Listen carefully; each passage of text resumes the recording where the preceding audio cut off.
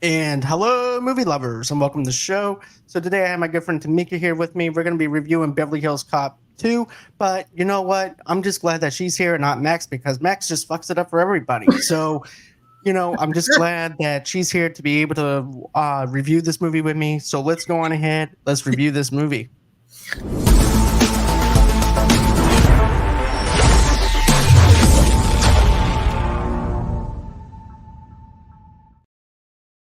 Hey, what's going on, Tamika? Max. Good old Max. So, how Yes. how have you been doing? I'm doing fine. It's a hot mess over here because I got the dishwasher going and my phone is somewhere, so you'll probably hear my ring cam. But other Okay. than that, I'm fine. That's good. That's fantastic. It's always good to have you back here on the show talking about some movies here. We did Definitely. Terminator. We actually did Terminator a couple of months back. And Yes. now we're doing Beverly Hills Cop 2. Zoe did Beverly Hills Cop 1 with me back in Mhm. October. And now we decided to follow it up with doing a part 2, part 3. And then when part 4 comes out, Tamika's going to be joining me for that. Yes. So, so let's go on ahead. Let's talk about it. So my question is this. Whenever you look at Beverly Hills Cop, when was like the very first time that you've seen Beverly Hills Cop 2, and how would you rate that nostalgically going in? How it made you feel nostalgically just watching the film at a young Tamika? Uh, this is kind of embarrassing, but I don't remember watching it as a kid because, I couldn't watch movies with curse words in them. So this is probably like the first time as an adult that I really sat down and watched Beverly Hills Cop like the whole way through. But how did it make you feel nostalgically whenever you were watching it the edited version, or was this, or was that just but that didn't, but you No, never like got to see it? this is Okay. this is embarrassing. This is like the very first time as an adult I am watching Beverly Hills Cop. Oh, And cool. I don't have my parents going, cover your ears, they're cursing. Which is the whole entire movie, but Yeah, yeah. How many you could do a drinking game with how many F bombs Axel does. right. But okay, for me nostalgically, okay, I Okay. remember seeing the cover, seeing the logo for Beverly Hills Cop, the very first one, seeing it on VHS over at Walmart, and also to a Blockbuster, even Beverly Hills Cop 2, a Blockbuster and a Walmart for VHS. And I remember my dad was in the hospital Mm. and it was on Comedy Central, and they had like the edited version of Beverly Hills Cop 2. And so I ended up watching Beverly Hills Cop 2 in the hospital with my dad, the edited version on Comedy Central. Oh. A couple of years later, I ended up as a teenager. I also watched it unedited, Hmm. it and stuff like that. For me, nostalgically, I would have to give this at least a 6.5 out of 10 Oh, interesting. because of the fact that I think that the first one that just holds a higher value to Hmm. me Hmm. nostalgically. I would have to say that was at least a 7.5 out of 10 for Hmm. me. This is at least a 6.5 for me nostalgically. Oh. Hmm. And that's how I feel about it nostalgically. But now we're going to go on here and strip away from the nostalgic aspect to it and go into it as an adult with our adult lenses on. Of course, you've Yeah. seen it with fresh eyes though now. So, Yes. I guess but you we're very know, mature now. yes, some of us are. Oh my God. So, with that being said, hey there, movie buffs. Welcome to another episode of Movie Lovers Night. I'm your host, John, and joining me, as always, in my partner in podcasting crime, Tamika. And so, like I said, we're going to be talking about Beverly Hills Cop scene by scene and talking about this nostalgic, non nostalgically. So, it opens up um, with basically a jewel heist that winds up happening at the very start of it. You have Drago's wife robbing the place from Rocky. And I thought the opening scene works. I mean, it Yeah. sets up a lot of stuff that happens within the second movie itself. And I just thought that the sequence of her shooting up the jewelry store was really good. I thought that the action sequences for that, and then her stealing the jewelry, and then leaving this note behind saying that they're the alphabet killers. So, what did you think of that opening scene? So my new phrase is eat the floor because that's what she kept saying, eat the floor. And I've never heard anybody that robbed a bank tell anybody to eat the floor. So yeah, other than that, it was a pretty good opening to a movie. It's it yeah, just her coming out and the guy just getting distracted by her. It was kind of like a Sharon Stone moment where she opened her It legs to does, demo. yeah. She definitely does have like a Sharon Stone kind of vibe to her, though. Yeah. Yeah, and the guy got fascinated with her, which made it easy for her to overtake the doorman to the bank. Right? I'm like, come on, man. How many tall blondes are in California? They're all over the place, according to. And what makes this one so special that he get distracted from his job? That's what I want to know. Well, I do have a fan theory. Okay, go ahead. Okay, so basically, this is actually Drago's wife, right? So after Drago lost to Rocky in Russia, Uh-huh. Ludmila Volbet decided to leave Russia and Drago behind to move to Beverly Hills and change her name to Carla Fry, the alphabet killer. She was so furious at her husband for losing the fight with Rocky that she decided she needed to make her own money by robbing jewelry stores and horse races. She wanted to prove to Drago that she didn't need a man to take care of her. That's my fan theory. I don't need a man. I'm a rob a bank. Right? I'm just going to get my jewels, get some money from the horse races, and just prove to Drago I don't need him. Oh, the feminist movement just got set back. So after that jewel heist, you have Beverly Hills Police Department Captain Andrew Baumel, Detective Billy Rosewood, and Sergeant John Taggart are trying to figure out who is behind the alphabet crimes, a series of mostly high-end store robbing distinguished by their monogrammed envelopes with an alphabet sequence and the aslines leave behind. Complicating matters is the new political state of the Beverly Hills Police Department, headed by incompetent intelligence and verbally abusive new police chief Harold Lutz, who is doing everything he can to stay on Mayor Ted Higgins' good side. So you can definitely tell that there's a lot of politics involved in this. Even Rosewood and Taggart are actually taken back with this because of the fact it's like, now we have to be careful not to offend our new chief of police and not to piss him off. And we can't even do our job the way that we intended because he's busy kissing the mayor's ass. And everything's about the mayor. Everything. I'm like, who gives a shit about this mayor? He doesn't care about you. He doesn't care about anybody, but you're going to go on ahead and kiss the mayor's ass. And then also, too, you have Rosewood, who's trying to do his job because his boss told him to basically investigate this truck, but he didn't give him the okay to call the FBI. The FBI. So, but what did you think of the opening sequence for that part? That's the age-old question. Why do we kiss the mayor's butt? He doesn't give a shit about us. No. Right. Why do we still do it? Can't answer that question tonight. But I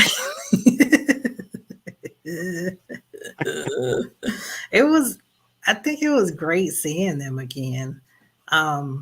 Just that energy that Rosewood and Taggart has. Well, we didn't see Taggart yet. That whole entire.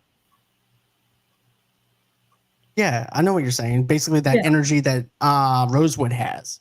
Yeah, because we didn't see him. He wasn't in the end of Beverly Hills Cop 1, right? He didn't show up. He was. He did. Oh. Okay, yeah, because Rosewood because remember when Axel checks himself out of the hotel? Yes. Rosewood is there, and so is Taggart. At the very end of it. Okay. So there's that, but also too another thing. No, it's cool. But no, another thing too that I thought that was really funny was, you can definitely tell Rosewood is definitely getting into where he's acting like Axel this Mhm. whole entire time, even when the Axel's not there. It's like he left a mark on Rosewood so much that he just doesn't care about anything anymore. He just is bluntly telling people, telling the police captain off. He's telling him what he thinks, and he just doesn't care. And I'm like, yeah, I'm getting a little bit of a vibe of Rosewood picking up some stuff from Axel from the very first movie and standing up for himself versus how he was in the first movie, where he's kind of taken back a little bit, trying to do everything by the book. Yeah. But you can definitely tell in this one, he's doing exactly like Axel, trying to be like Axel a little bit. Yeah. Yeah, especially when the police captain or commissioner, whatever he is, mispronounce his name. He was like, no, my name is Rosewood, not Roseweed. Get it right. Like, And don't tell me to shut up. Just like the tit for tats, all this he got going on. And I was like, oh, okay. Just the way he adjusted himself, like he was really irritated. And the old Rose would have just put his head down and been like, "Oh, okay, yes, sir."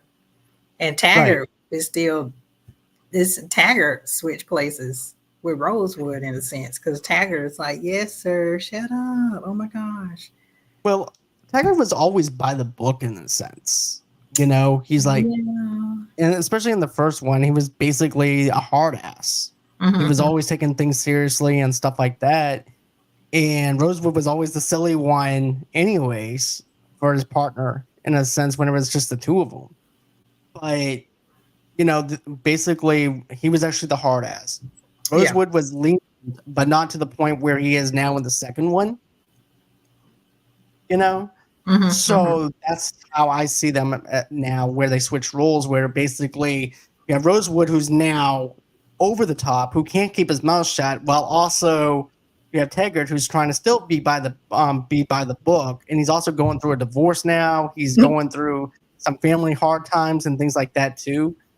And yeah, Yeah, they just got together in the first movie, and now it's a divorce in the second one.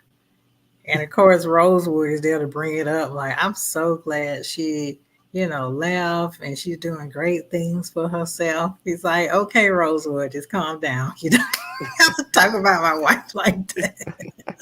and my 3 or 4 kids that I have, you don't have to be Yeah, talking about them. Why did yeah, you have to bring them up? yeah. He like on the wife's side. I'm like, come on, that's supposed to be your boy. Right? He's over there just ratting him out. My God, it's terrible. But I do like how basically the captain winds up saying, "Well, I didn't." Winds up making them now be beef cops now Yeah. instead of detectives, Hmm.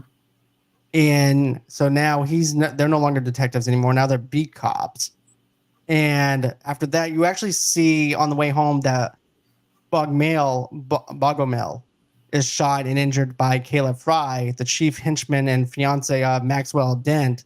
Finding out about the shooting over a news report, Detroit Police Department Detective Axel Foley abandons his undercover duties and then immediately flies out to Beverly Hills to find out who shot Baumel.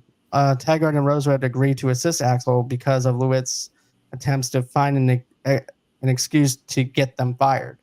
But also, too, before that happens, you actually see Axel. He's getting dressed up. He's a police detective now. He's no longer. He looks like he's just dressed up like a regular police detective, but it comes to find out he's actually just undercover. He has a Ferrari. Hmm. He's also trying to hustle everybody again, trying to get credit cards. And the guy's like, "Look, man, I can't get you that fast." He goes, "What do you mean you can't get me that fast? I want it in 3 hours. You got to give me these credit cards, man. What the fuck do you think you're doing?" Yeah. And it wasn't hard for him either, because he used to be a hustler before he was a cop. Right. So he know the lingo. So you have that going on, and then you also have after he winds up finding out during his undercover job that Bugmail winds up getting shot. So he's like, "Oh, I need to check on this guy and see how he's doing." He even calls up the police department to find out how he's doing over there. And it's funny that the secretary even knows who Axel is. Oh, Axel, yeah, we heard all about you. And he goes, yeah. Just put me through to Bogmail's wife, so I know what's going on with her, with him. And that's when he was like, look, I gotta go. And he winds up, the guy who was actually there winds up recognizing him. Oh, hey, you're from the cigarette thing that we did a couple of months back. And he goes, man, I don't know what you're talking about. I wasn't selling no cigarettes. Yes, you were. And he goes, nah, I don't know what you're talking about. You're a cop. You're a cop. I smell a pig. I used to be Muslim. I know pork when I smell it. I said, what? I want to be like Axel Foley because he can talk his way out of anything. He really can. Like, he's a smooth talker. He definitely knows how to talk himself out of a situation. Also, too, whenever he's saying, well, he's a cop. Well, that's my cousin. Well, your cousin's a cop. Yeah. He goes, no, he's not. He's not no cop. Trust me, he's not no cop. Well, he's got bad luck or something. Something's wrong with him. Yeah. It ain't right with him. And then he checked me for a wire. He's like, I don't got no wire. He said, yes, you do. I ain't doing business with him because he bad luck. Goodbye. I was like, dang, he just left. What? And then he tries to get his police partner to pretend that he's him. Yeah. He goes, look, all I want you to do is just duck over here in the car and just be like this the whole time. So that way no one can recognize you. Oh my God. Yeah, that's what's that guy named? Paul Ray. Yeah. We got his name, but he was from Mad About You. Yep. And it was weird. What do you think about him being in it? Oh yeah, he was good. They got good. They got some good comedic timing. It was just strange that he do black voices, and then I started to think about Robert. I didn't say Robert De Niro. Sorry, Robert Downey Jr. in Tropic Thunder.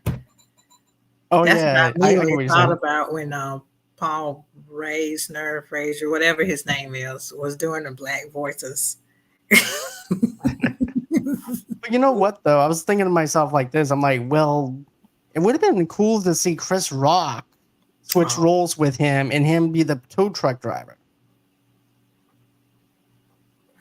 That's tricky. Well, I feel like they can do the valet guy. Yeah, I feel like they can do either role. Right. But I wonder, was that Chris Rock's first role? I don't know, but it just kind of is amazing to see them young in their career and they're taking like these small roles. And if back then you would have thought, oh, that guy was kind of funny, probably won't see him anymore. And now it's like Chris Rock everywhere. It's just interesting how like these characters that have like one-liners in movies, you don't know what they could be. They could be a breakout star later on. True. That's very true. But I thought that the whole entire thing about how Bogmail winds up getting shot just trying to help somebody, and then next thing you know, he's inside the hospital and we don't know if he's going to live or not. So you have a little bit of an emotional attachment to a character that we cared about in the very first movie, hoping that he would survive it. And why would they actually go after this guy? This guy seems a very nice police officer. And here's this blonde woman shooting this guy. He hands him a letter, then she shoots him. Okay, so first, she is a wonderful decoy because apparently all the men forget. It's just that she's so tall and helpless, and men are tempted to help her with whatever, like the doorman when she dropped her purse, and then she had a gun in his face. And then Bogomel, he's like, oh my God, are you okay? And she had this like wig on, and she looked suspicious anyway. She looked like a Russian spy. And he's like, oh yeah, I'm helpless. Please help me with the car. And like you said, he was like checking the oil and whatever. And then she was like, oh, Andrew, what do you think about this? And then she like smacks a letter A or whatever on the whatever. I don't know. On the envelope parts. That was on like the ransom envelope or whatever it was. And then he's like, what? And then by the time that happened, he getting shot.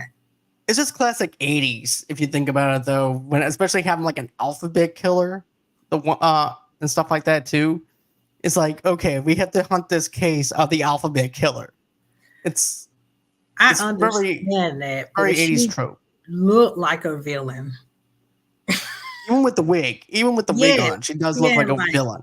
that Sia, the singer Sia. She had that Right. Sia wig on, the bangs, and then these 80s black glasses on, and then all black. But you know what though? Like if I Yeah. was a cop and Hmm. I'm trying to help someone that had engine issues, why would you have that veil over your eyes to try and figure out what's wrong with your car? Oh, you mean like the glasses she had? Yeah, Yeah, like you why take would it. you right? You wouldn't want to work on a car or look and see what's over your car with your glasses on. Especially that thing that Sia has. Oh my God, I got you saying Sia now. But John, To be more it's a specific, helpless tall woman. She's like intimidating he was and married to yet Drago. she's like intimidating yet exotic. So all these men fall for her. That's why she's the perfect decoy. Because he got True. distracted. He's a detective or captain. He should know stuff that's suspicious, right? How long he been on the force, and then it just took that one lady, and he forgot everything and got Right. shot. He looked at those legs and he was like, damn. Yeah, he's like, whoa, He's like, I need to get some in between those Russian legs. I mean, I need to get yeah, yeah. She looked like a Russian spy. He's like, oh, you need some help? What's going on here? what's going on? Well, what's up? Oh, there's some car engine issues. Let me Hot see what's talk, going on here. babe. Yeah, let me see what's going on with her. What do you think about this, Andrew? She knows my name. What I think about what? Hopefully, I'll get a number at the end of this, even though I'm married. Yeah, yeah. Oh my gosh, come on, Andrew, get it together. But Taggart and Rosewood. Jesus. But I definitely like how Axel's goes over there and he's actually pretending to be Johnny Wishbone. Oh my God. I'm Johnny Wishbone, and I'm a psychic from the island of St. Croix. Yes, I am psychic from the island of St. Croix. And I read in the St. Croix Gazette that the Beverly Hills Police Department having some trouble figuring out crimes. So with what I did was come to Beverly Hills to help the police out. They tell me they don't want my help. They don't need my help. So I'm going to go on my merry way. I'm psychic. I'm psychic. Phenomenon. Watch this. Oh my God. And that guy like a commissioner, and he like, oh, okay. I'm trying to figure out are people this naive or Well, it's Axel Beverly is Hills. just this good? I'm Johnny Wishbone. I'm Oh, Johnny Johnny Wishbone. I'm Wishbone psychic. from St. Croix. That sound made up. It really does. But he does it so well to the point where you can actually believe him, to the point where it's like, okay, I don't need to even ask any questions because we do probably use psychics to find somebody. You know what I'm You saying? know what, John? I Hey, would like Rossie. the Axel Foley book of the power of persuasion, because he persuaded everybody, even a guy that wasn't a cop, that he a cop. He's like, I ain't no cop, am I? And then there's also the other thing that he does too, where he winds up taking over somebody else's house.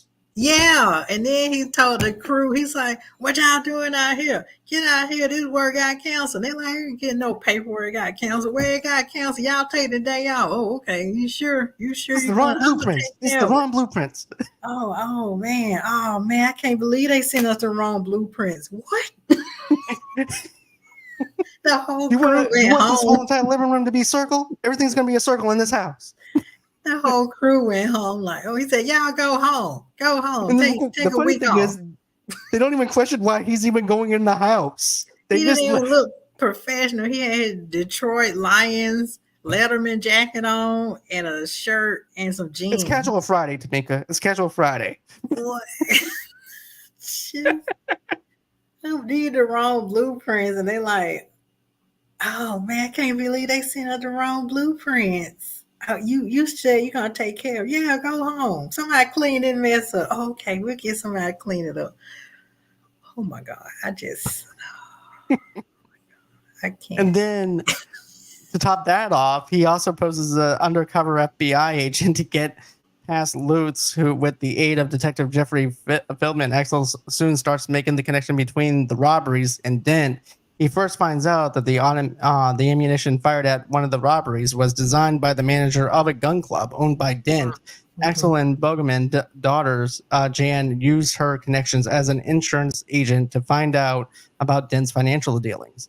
Dent is robbing his own business and on purpose in order to finance firearms transactions with an arms dealer named Nikos Mm. Dimopoulos.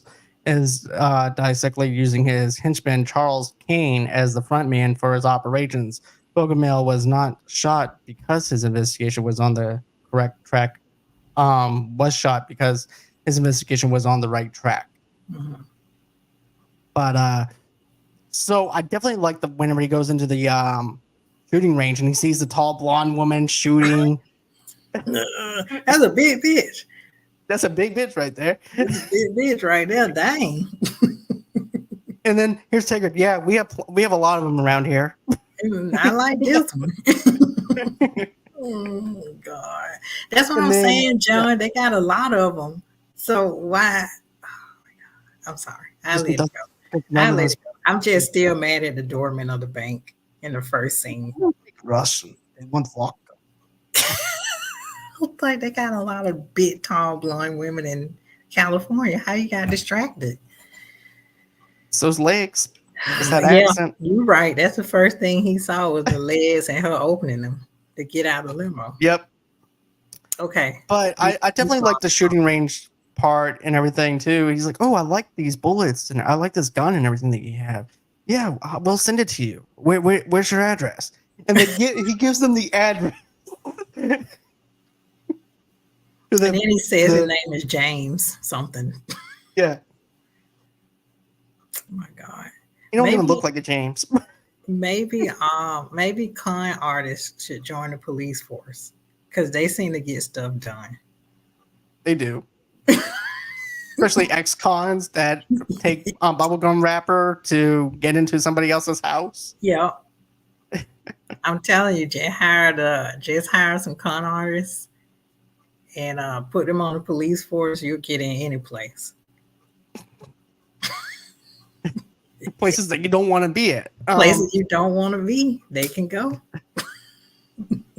But no, I just thought that scene was really well put together. I really like the shooting range. I like the way it looks. It looks as well, and then you actually feel like, okay, this is actually a place that you don't want to be at. Yeah, it looks like a professional type of shooting range. It doesn't look like an everyday dirty alley kind of shooting club.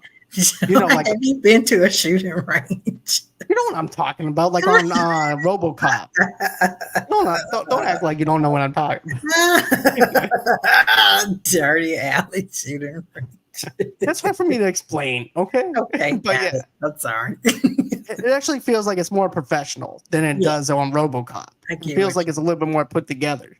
Yes, and very 80s with the blue and white lights, or whatever those lights are they always have in the 80s. Yeah, those little neon lights or whatever they are. Yes, which does not belong in a shooting range. No, it doesn't. You're trying to avoid from the cops, but you're gonna act like that. The cops are there. Yeah, I thought it was a club at first. I was like, "Oh snap! Look at that club." But yeah, I just thought that was actually pretty interesting. That he Axel runs into Jan again, and she winds up posing for as an insurance person to try and get him into this shooting range. What do you think about seeing her again? This is the daughter, right? No, this is just a friend. No, Jan, that's not the daughter. Who is the daughter? Yeah, that's Bulgman's daughter. Yeah, sorry. Yeah, I'm thinking of something else. Oh, I know who you're thinking about though. She does look like the other woman from Beverly Hills 1. Right, where he gets thrown out the window. Yeah. Yeah, and I wish she would have came back in this one because she It had a would have little bit made more more sense. Yeah. personality than this girl. I agree. I mean, there's just something about this character. I understand that she's there to play the daughter role, Mhm. but I think it would have been better off as her just sitting by her dad's side Yes, I and being agree. there for her dad Hmm. versus helping Axel. I think it would made more sense of like, wait, I have another contact in Beverly Hills. Let me go on ahead and make another phone call and see if one of my friends can help me out with this one, just like how she did with the last case I worked. Yeah, Because because she she's probably in knows Beverly people. Hills. Yeah, Right. That would have made more sense to me than yeah, because they having didn't Bogomils. really have chemistry for two people that know each other. Because when he Right. came in her house, she was like, "Freeze!" And then he was like, "Then she's like, damn it, Axel." I was like, ugh. She she was definitely one dimensional. There was like nothing to her other No. than her getting up to that point of just calling up and pretending to be an insurance agent. And that's it. Yeah, and I still wouldn't have believed her if she called me. I've been like, Yeah. who is this? So, having fooled a robbery attempt at a bank depot, Axel is able to trick Dent's accountant Sydney Brinston into using a computer and discovers that Dent and Carla are planning to leave the country. Axel also learns that from Jan that all of Dent's businesses have had their insurance coverage canceled and are about to go bankrupt, except his racetrack, which he is convinced is the next target. On the way to the track, Axel solves the latest riddle sent to the police and is convinced that the riddle was made easily solvable in order to implicate Kane as the alphabet bandit. However, Axel knows Kane as a pasty designed to throw the authorities off Dent's trail. So, what do you think of that? That riddle was silly. To be honest with you, it's like an easy riddle. I mean, Jim Carrey did a better job of doing riddles when he played the Riddler. Yes, and go a step further. The Batman did an incredible job at riddles because I was still like, what that mean? Right? Because that's what I thought so too. I thought that the riddles itself wasn't as entertaining as I was hoping it would have been for it to be an alphabet. This is like having like a 10-year-old write down a riddle and hoping that the police department will be able to figure it out. Yeah, because he said whoever wrote this wanted the police to figure it out, and I'm like, well, why would you want the police to figure it out if you the killer, right? I don't understand. It's like the opposite of what you're supposed to do. Exactly. But I just don't. The riddles to me wasn't even that great. If you think about it, I wonder if it's because of the fact that they wanted them to find the riddle and know what the riddle is. Maybe that's why. But did you feel Yeah, like any of the? Do you feel like maybe that's why we don't really feel like the riddle was too hard? I feel like the riddle was an afterthought because they were so focused on getting the story together. And they were like, oh, let's put some riddle in there, something about his middle name, and blah, blah, blah, James, whatever. Make it clever. And it was kind of felt like it was inserted in at the last minute Right. to get the story going. So after that, I just that's the only thing that I have to say that was negative for me going to watching this again was just the riddle was just a little too easy and too little on the nose. Yes, I think Axel and Rosewood and Taggart, they're comedy gold, and everybody else is good. And Axel's police chief is always good. He's like, bullshit. The Man, I'm gonna fuck color you my doing in ass. my office? Stuff like that. And you're like, Right. oh man, I miss that guy. But like I said, I think the police chief's daughter, it kind of drug the story down a little bit for me. Mhm. Um, Probably some of the criminals drug it down a little bit for me too. It was kind of like, oh, okay. Like the plot was kind of weird. Or the alphabet killers, A, on a letter envelope. I was like, Right. okay, they're dressed. It doesn't match how they're dressed. They're dressed like professional criminals, but they're Right. doing All black. they're doing elementary school, um, cutting out numbers and letters and putting it on a letter envelope codes, and they're like these upscale criminals. It just doesn't make sense to me. It seems like there should have been something else to call them, like the upscale bandits or something. I don't know. Either that or just lose the bandits part and just let them be killers. Just let them be someone that are just killers without having to have all that. Yeah. Oh wait, what was their motive again? Rosewood is tacos. Says Rosewood is good in the first one, but he is just unhinged in this one with all the huge guns, and his turtle it's so good. Big Al. Yep. Because remember, he goes, do turtles have dicks? You have a dick, don't you, Big Al? You know where yours is. I was like, okay. Yeah, Rosewood was like Terminator. He was like, I got here, and here, and here. Especially with him having the two shotguns at the end and then having that bazooka at the end of the movie, though, too. Yeah, Taggart was like, Rosewood, we got to talk. Right? He goes, when did you turn into Rambo? Yeah, he Rambo, and he takes care of his plants and animals. That's all. The riddle was made easily solvable in order to implicate the Kane. Okay, so we talked about that. Axel knows Kane is passy design. Okay, the three arrive too late to stop the robbery and find Kane's body among those killed. Well, Lutz announced publicly that the alphabet crimes have been solved. Axel notices some red mud at the stables, which leads him, Taggart and Rosewood, to Dent's oil field, where Dent is making his final arms deal with Tomonopoulos. The three get into a shootout with everyone involved in the deal. Dent confronts Axel in the warehouse, but Axel gets distracted by one of Dent's henchmen on the roof above him, and Dent gets away. Dent then crashes through the wall in his car, and Axel shoots Dent through the windshield, sending his car down a hill and erupting in flames. After running Axel over, Carla appears and is about to kill Axel, but is shot dead by Taggart.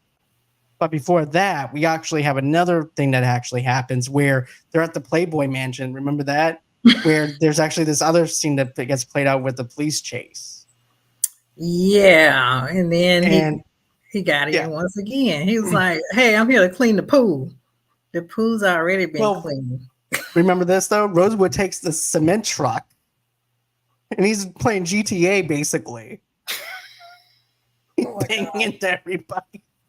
Rosewood is living his best life in Beverly Hills Cops II. This is peak Rosewood. Yeah. I have to agree with Taco. This is where he's actually unhinged, where basically he's trying to be like Axel, and even Axel's actually asking him this, because where's your brakes at? I don't know. And he's just enjoy the ride. Right. Who needs brakes? And the way he turns the cement truck, I thought it was going to turn over. This man just living his best like Rosewood Unchained. That's all that is. Yep. Then you finally get up to the Playboy Mansion because Max and all them are over there. Yes. And like you said, going ahead and talk about, and then of course this is where we see a very young Chris Rock. Yes. Because what the hell are you doing? He goes, look, I park cars, I park trucks. I can't. What the fuck do you want me to do with this? Mm-hmm. And go ahead. Oh no, I'll just say he went to the receptionist. There's a receptionist at the Playboy Mansion, but okay. He went to the receptionist and was like, hey, I'm here to clean the pool. She's like, the pool's already been cleaned. And he was like, well, they called me because the pool need to be cleaned again. You want me to spell it out to the sun floating in the pool? Oh my God. And who are these? Oh, these are the health inspectors to make sure that I actually get my job done. Yes. And she was like, okay. I was like, no, not again. I'm gonna go on. Okay, I'm just gonna say this: Axel is a Jedi. Yes, he is. He can say, he can talk his way out of anything, and he can say anything. Especially the first movie, he was just unhinged. Right. Like, girl, you told him the pool was already clean. But yet you're gonna believe that there's actually a turd floating up in the pool. Okay. Go ahead. And then there's also this other part that I thought that was really funny though too, is when finally they get into the back where the party is, Mm-hmm. and they're seeing all these girls, and then he looks down at his dick. he goes, wake up. Yeah. This is gonna be your first and your last time that you're ever gonna see this. Yes. Yeah. This is what we've been talking about. Where do we find the guy? He like, follow your dick. I was like, what? Oh my God, I just can't. And then this is, of course, where he confronts Max and Hugh Hefner's there, very young Hugh Hefner. He goes, Hugh, you're here. Of course he would be there, Axel. It's his house, yeah. Right. Man, I cannot tell you how many times I have your magazine in my bathroom. It's an honor. And then he goes, look, by the way, this is Max. Max sells drugs. This is his other dude. He actually sells weapons, and he shoots cops. Yes. Everybody, Hugh, this is them. Yes. And he goes, well, I don't know any of them, and I don't know you, but you already overstated your welcome. And he goes, in other words, Max, get your ass and get out. And then he goes, and then I like how Axel pulls around, and he goes, okay, everybody, party's over. Max fucked it up for everybody. Oh my God. Can I say, if I was a criminal, I would hate for Axel to be on my tail. He embarrasses all of them. The first one, he embarrassed that man at the country club. And he's like, I forgot the guy's name. He was like, hey, what's up, man? I was like, we can't get rid of this guy. How he found me? I'm trying to chill at the Playboy Mansion, and he out there got me kicked out. I would just hate him being on my tail. I just can't. Yeah, I like how he just says, he appreciates it, Max, but take your ass home. You outdone your welcome, but it's been real. It's been nice. Everybody, party's over. Max fucked it up for everybody. But I don't know. There's just something about that line and that delivery that makes me laugh every time I hear it. This is why we can't have nice things. But yeah, and that's our new thing. We said, Max done fucked it up for everybody. But after that winds up happening, then we have that scene that I told you about, where basically they show up late to stop the three arrive too late to stop the robbery and find Kane's body among those killed. Well, Lutz announces police that the Alphabet crimes have been solved. Axel notices some red mud at the stables, which leads Taggart and Rosewood to a dense oil field. So what did you think about the action sequences for that? And also, too, I have something to say about birds in darkness. Oh my gosh. Yeah, I thought the action sequences were really good. Of course, there's explosions because it's Jerry Bruckheimer, which was actually Michael Bay at the time. Who was the Michael Bay of the 80s. Yes. So there was explosion. So I kind of expected that from him. But I like how Rosewood is like, he reminds me of Pauly Shore in the Army Now with the RPG. He's like, ooh. And he opens it up and he starts reading the directions on it. And Taggart's like, Rosewood, get your ass up. They're moving up. They're getting away. Rosewood goes on ahead, takes the bazooka, and shoots it at the truck. And it winds up getting destroyed on an accident. Can I say all those movies from the 80s with bazookas, they made it look so easy. And I probably know in real life that it's much harder to shoot a bazooka besides just pick it up and then shoot. They make it look like it's like lightweight. That thing is heavy as hell. And it's always loaded. I never see anybody like with an unloaded US military, okay? Our stuff comes fully loaded, even when you pick it up. Yeah, that's what it is. pick it up and shoot. That's it. And hope that you hit something. Yeah, the only direction. Pick it up and shoot. God. But I thought that the action sequences were really good. I really loved I thought it was really entertainment, especially when Rosewood is just shooting up everybody and having the bazooka. Then he has like the 2 shotguns.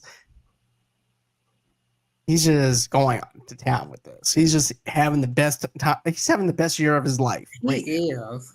He played a little GTA before GTA was cool. Yeah. He this is something that's been suppressed for years. And then Axel came into his life and just released him from all his inhibitions. And now he's just shooting people with bazookas. And he got an arsenal with Big Al in the house. Then confronts, and then Big Al winds up getting shot. Then Wait, you also the turtle? No. The turtle. I'm making a side up story. I'm sorry about that, but no. I was like, dang, how the turtle got shot? What he did? But I thought the warehouse scene was really good, and then and you get this. Everything was not dark or anything like that. You were able to see everything inside there. But yeah, and then you have Dent that crashes through the wall in the car, and Axel shoots Dent through the windshield, sending his car down a hill and then erupting in flames. And after running Axel over, Carla appears and is about to kill Axel, but is shot dead by Taggart. Mm-hmm. Yeah, pure 80s action. A car always goes over the edge and it explodes. Yep. And then you also have birds, pigeons inside the warehouse for no reason to make it more of a dramatic effect. Hey, that's Face Off now. That's Face Off. No, that's doves. They had doves, I think. Oh, okay. I want to say they had doves. I don't know. Oh my God. But if that was directed by John Woo, we would actually have more of a. Don't tell John Woo that I said he had pigeons.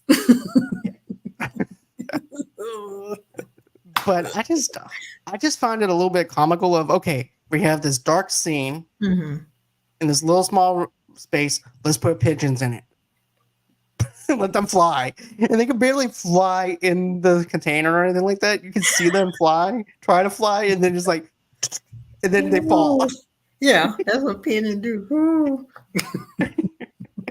Release the pigeons for this scene action. Woo. And they don't even, like I said, it would have been good if they had like more of an open space. Yeah. But it's like a closed space, and it doesn't work for the dramatic effect that they're trying to have it for. Yes, I mean, it's like a little go pigeons, go pigeons, go. Woo.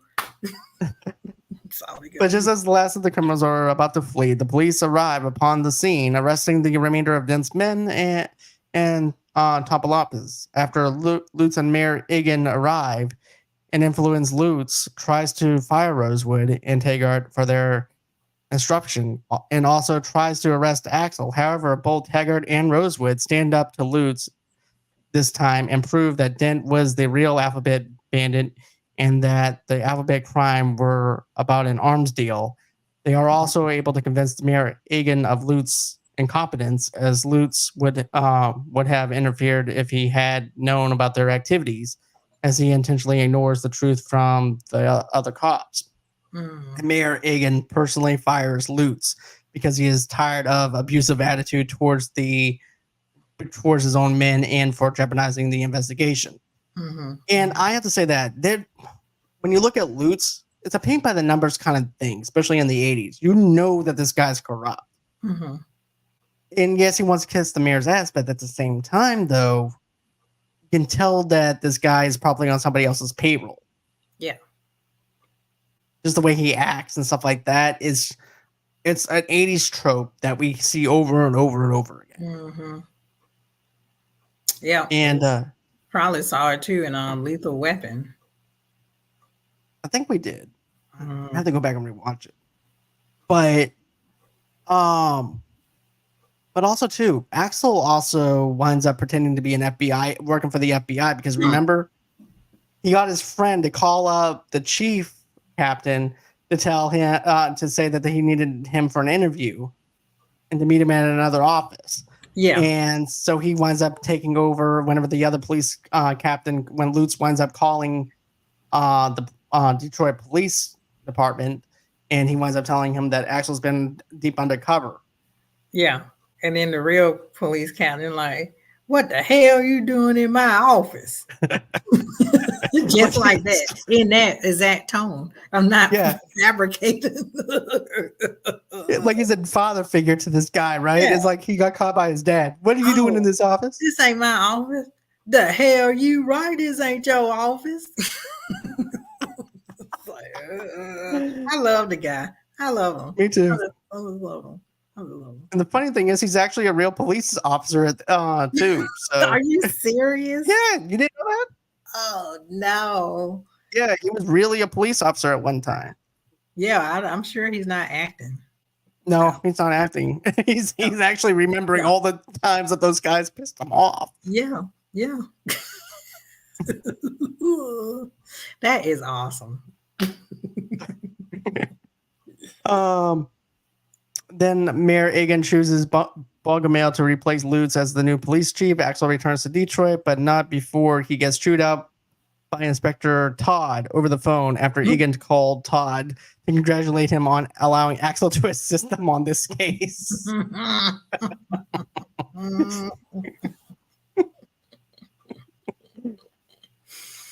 But so I said it was a 6.5 nostalgically coming into it. I'm gonna have to go with I'm gonna go with a 7.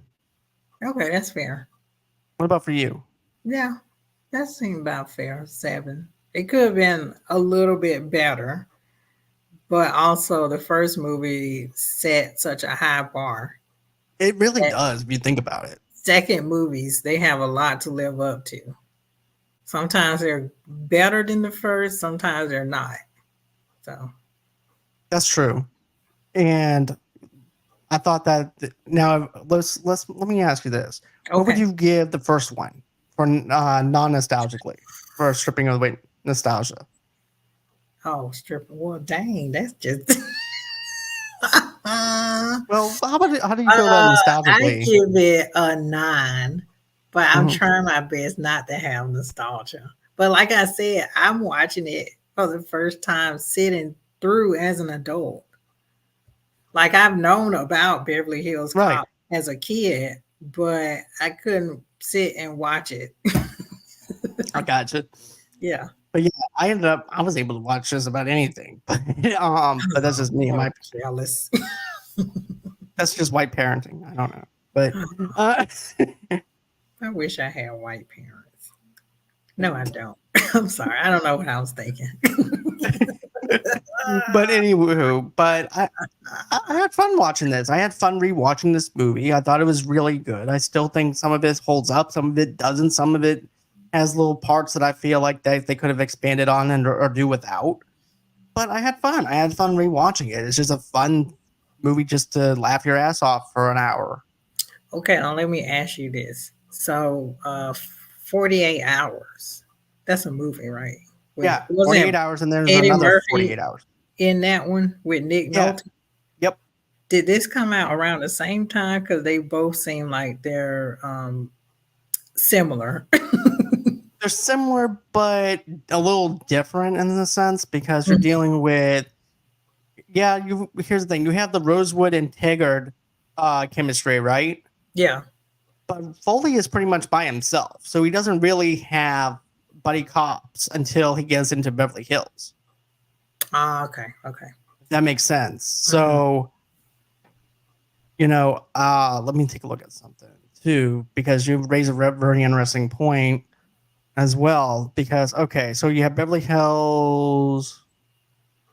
Okay, I know that they had another 48 hours in 1990. Which is the sequel to 48 Hours. That's in 1990. Oh, yeah. When did the first 48 Hours come out? So 48 Hours actually came out in 82. Okay. And Beverly So Hills Cop 1 came out in what, 80? 84. So 2 years later, you have Beverly Hills Cop. Yeah, because I see what you mean. Like there's slight differences, but they both were kind of not made, but they came out kind of around the same time. So Right. They Eddie was came doing double duty. right, just coming up, basically just playing almost close to the same character, but maybe a little bit different. Yeah. Because remember this, in the first one, his friend dies, and Yeah. he's linked up to Beverly Hills. So Yes. that's if it wasn't for that connection in the first one, you know, we wouldn't have been, wouldn't have gone even into Beverly Hills if his Yes. friend wouldn't have died in the first one. Yeah.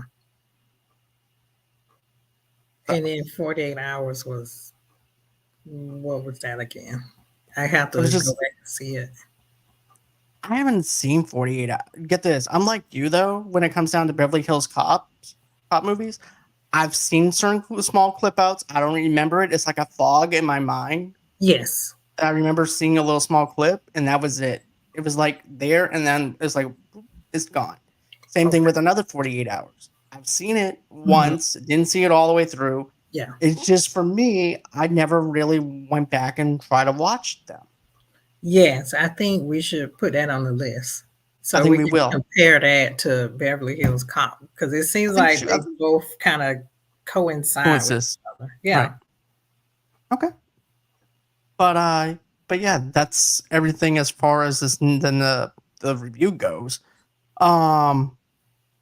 But get this, Paramount Pictures had planned a television series based on the first film. Eddie refused to a series, but was willing to do a sequel. Producers Don Simpson and Jerry Bruckheimer hired Tony Scott to direct due to his success with the 1986 blockbuster Top Gun. The film was originally to be set and filmed in London and Paris. However, the script was rewritten after Eddie Murphy expressed a refusance to film outside of the United States. Huh. And then the soundtrack has Bob Seger's Shakedown. You also have Pointer Sisters Be There. You have Charlie Sexton and Deep. You have Corey Hart, Hold On. George Michael, I Want Your Sex. Oh, sorry. James Ingram for Better Way. You also have Pebbles, Love, Hate. And then you also have the Jets, Cross My Broken Heart. Ready for the World by 36 Lovers. I Can't, Sue Ann, I Can't Stand It. And All Revved Up by Jeremiah Jackson.